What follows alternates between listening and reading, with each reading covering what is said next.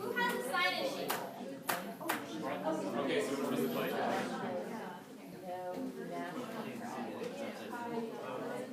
Oh no, those are all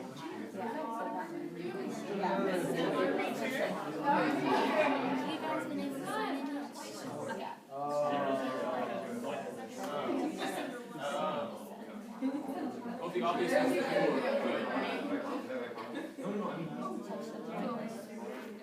ones that volleyball, football, what is that? Shape wrestling?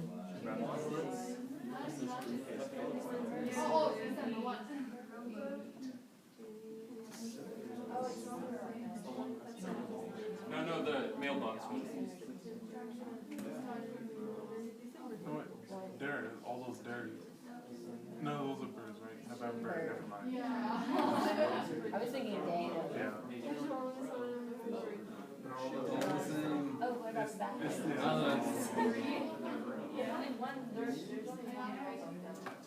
They're made by. The training.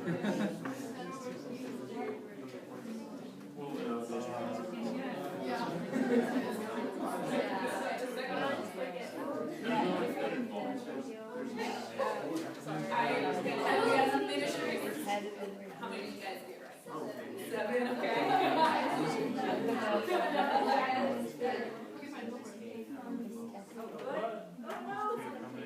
This test is 8 weeks.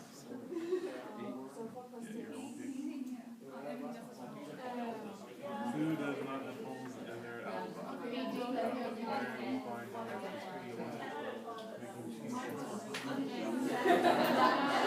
You guys finished? Five, okay, all right.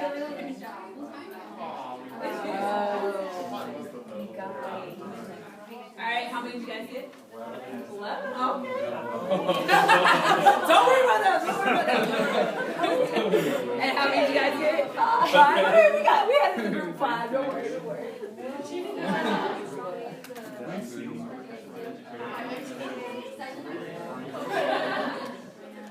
We got the flag on the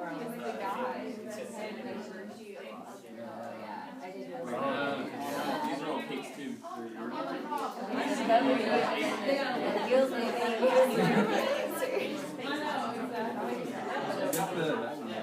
Alright, and so I'm just going to have you guys do the first level of it. If we have time later, I'll let you guys play with this again. I know. Alright, so let's see our scores. So, first table here, what did you guys get? 10, alright. 5. 5, back there. 8, front table. 7. Alright. 11! Alright, back table. 5. Alright, okay, so we kind of have some variance. What was the hardest thing about doing the idiot test? The most obvious thing.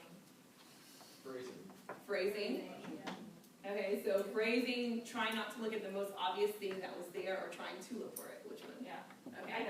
Alright, whoa. So it's kind of figuring out, okay, what are our cues that we kind of have? And so communication is also like this, where sometimes you'll have things that are very straightforward to you, and then other times you might have to communicate, or someone communicates with you in a way where it's very convoluted, and you really don't know, how do I find the answer? And so one of the things that we're going to keep talking about today is just kind of like communication. So do you guys believe that there's a right way to communicate? I see some heads shaking. So how about for those who think it's a right way to communicate, there is a right way to communicate, what would you say? What would it look like? Whatever method it takes to get the point across in a simple way. Okay, so being simple, kind of concise. I don't know if there's a right way to communicate, but there's always a better way. Okay. Better? There's different ways to communicate in different situations. Sure. Can you give an example? I guess. For anything.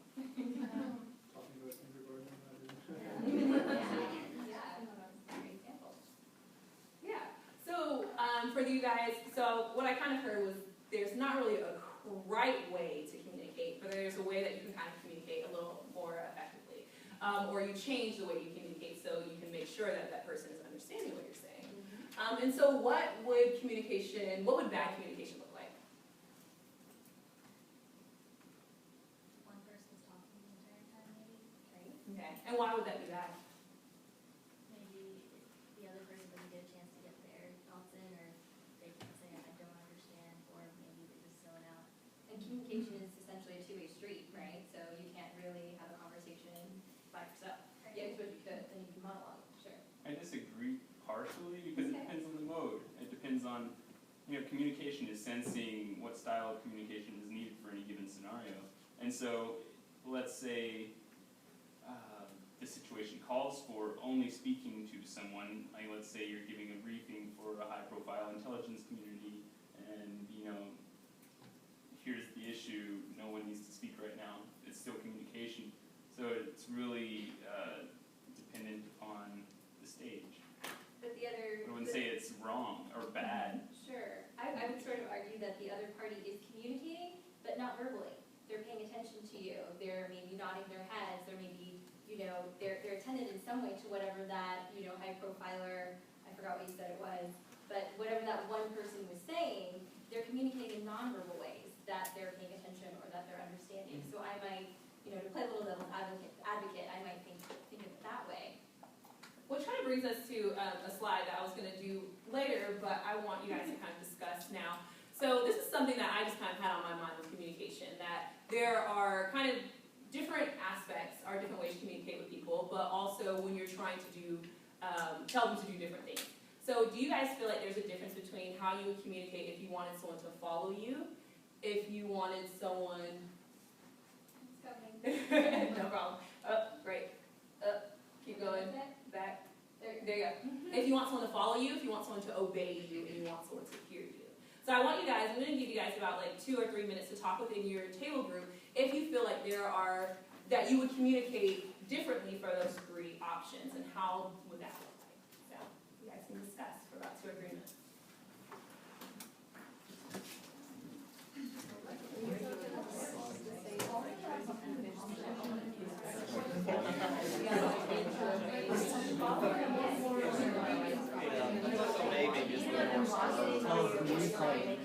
Probably a lot of like physical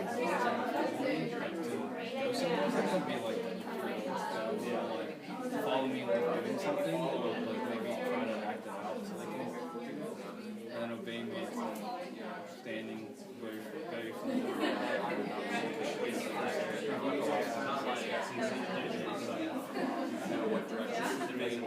Oh, it was here. It was here.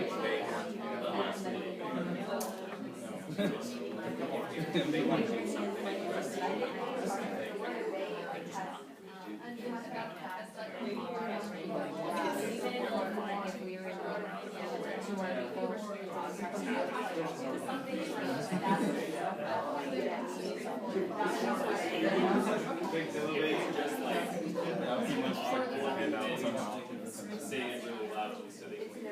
If it's followed, then it's going to be very long to show display of confidence and Alright, you guys have 30 more seconds.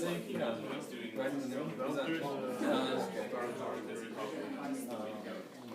Right with the shot, hold the point of shade.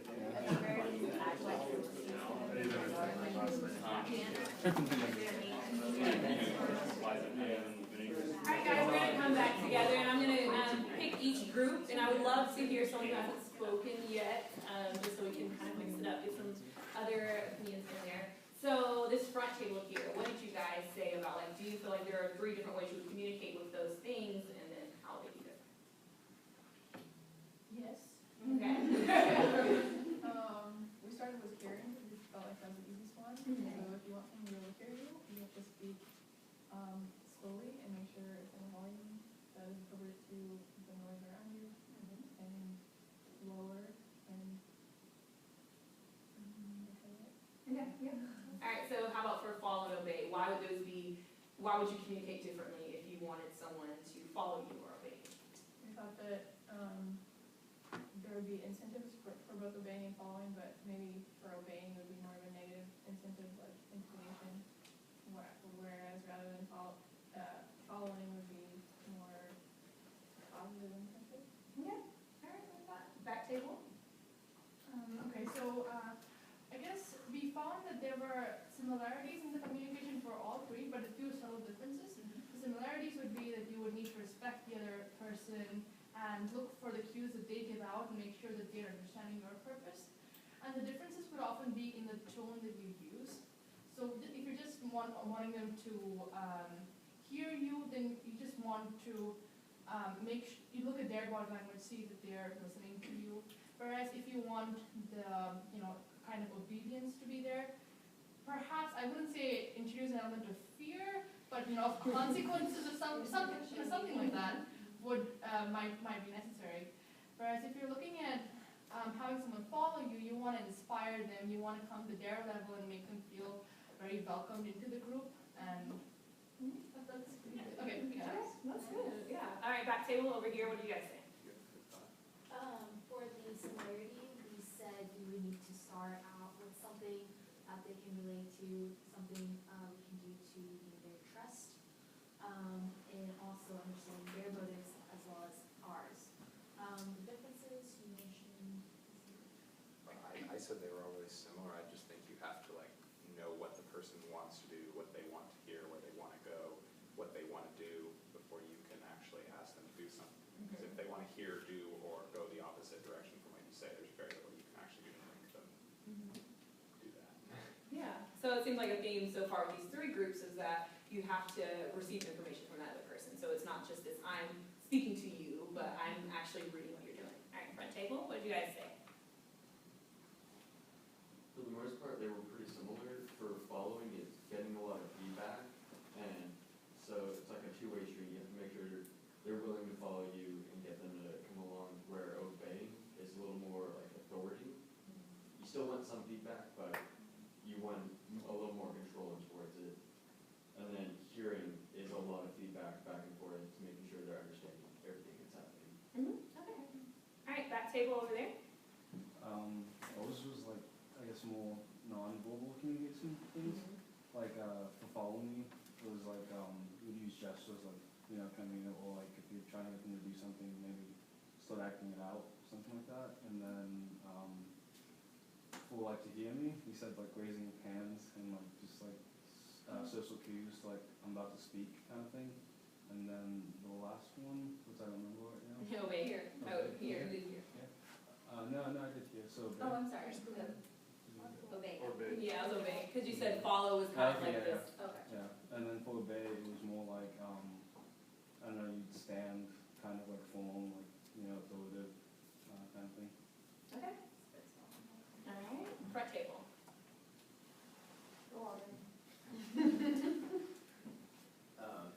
So for following, we decided people imitate role models, so you should aspire to be that role model that people imitate. What were the other We said questions? obey, I think you have to put some sort of case beforehand that establishes you as some sort of authoritative figure that can be trusted to be obeyed, right? And with here, you have to at the very least have make an effort to indicate that you are hearing for them to hear you. Yeah. So it sounds like there's a lot more two-way communication with the hearing from pretty much all of the groups as opposed to maybe the obey. Feels like obedience gets that negative connotation of if someone says obey me, we automatically are like, no. So as tutors, which one would you want to do? What do you want your tutors to see? Do you want them to follow you? Do you want them to obey you? Do you want them to hear you? And anyone answers. Could be more than one. Mostly I want to follow them, just point out that, anybody even have to. Okay. So oftentimes you want them to follow you, like an example, you've been through the class, you know the material, you're supposed to at least, and then hopefully if they follow you, they'll get what they want out of it. So you don't want that. Anyone can hear you, and you hear them, absolutely. Oh no, pretty much everything except the obeying part. You don't want to, your peer learning assistants, not professors or authority figures. So you don't want the distinction to be noticed much. You want them to feel comfortable where you are. So a mixture of the other two. And I think that's a good point to make, what you guys said, with following and hearing, and what you want you got to think about, what do you want them to leave your session with? Do do you want them to leave and they're afraid of you and yeah, they have the answer, but I don't want to come back? Or do you want them to say like, wow, this person respected me and that led me to open up these broader concepts and I was able to have it, not just an answer, but now I have this kind of like theoretical framework that I can work with. So a lot of what you all were talking about with those different scenarios, a huge component of that was listening. And so listening involved more than just using your ears and hearing what the other person is verbalizing to you. It definitely involves understanding what that person is saying. Listening also involves feeling what the other person might be feeling. Perception is also involved with listening, and then also we use our senses, we mentioned hearing, but also visual senses as well in order to listen. Something that's really important and a huge component of effective communication is active listening. And basically active listening is where you make a conscious effort not only to hear the words, but also trying to understand the complete message that the other person is saying. One thing we're going to do, and I didn't expect, I didn't know I would have this large of a turnout, but if you guys can, hopefully maybe we'll have enough, there might be like 30 in here, so we might just have just enough. But what we're going to do, I'm going to read one sentence, and I'm going to read it different ways. And what you guys are trying to do is trying to figure out, okay, which way fits with each statement. So the first one on here says like a statement indicating surprise or a statement indicating fact. So you're going to write the corresponding number, and so I'll read them, and then you guys are going to try to put everything in order. With which one do you feel like goes with which one? So I hope there's enough. If not, maybe there's some scratch piece of paper. The person next to you will let you lean over and read at least the statement. Did you guys need one more? One more? Oh, one more than that. Okay. No. We have two. So. Do we need one more? Yeah, sorry. Does everyone have a pen? Maybe need a pen? Or a pencil? Okay. Yeah. Alright, so we are not going to take a test today. We are not going to take a test today. We are not going to take a test today. We're not going to take a test today? We are not going to take a test today. We are not going to take a test today. Alright, everyone finished? Okay, I'll go through it one more time. Alright, okay. So we are not going to take a test today. Can you go slower Yes. in between? So Is it from like A to whatever? I'm sorry, what was that? So is it like A to, how are you writing it down? So you're going to write, so I'm going to say 6 statements. So I said 6 statements. And each time after I say a statement, you'll just put, okay, the first statement she said, I think it's this number. You'll just write the number beside it. Okay, so I'll go one more time. I'll read a little slower. Sorry, I'm from Georgia. Too, so. Okay, so we are not going to take a test today. We are not going to take a test today. We are not going to take a test today. We're not going to take a test today? We are not going to take a test today. We are not going to take a test today. Did everyone get it that time? All right, so, okay. So statement of surprise, which one, or I'll just go through them actually, I'll do that one again. So statement of surprise, which one do you feel like it was? What number did you guys put? 4. We got 4, all right.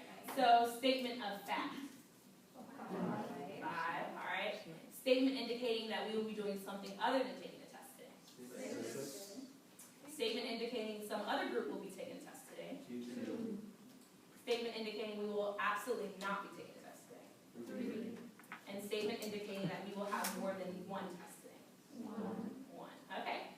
Our awesome active listeners. Okay, so the main part of doing this exercise, though, is that when we look at the breakdown of what percentage we have about like active listening, 38% come from sounds. So it's not even just the words that we're saying, it's the inflection and how we're saying it, our tone.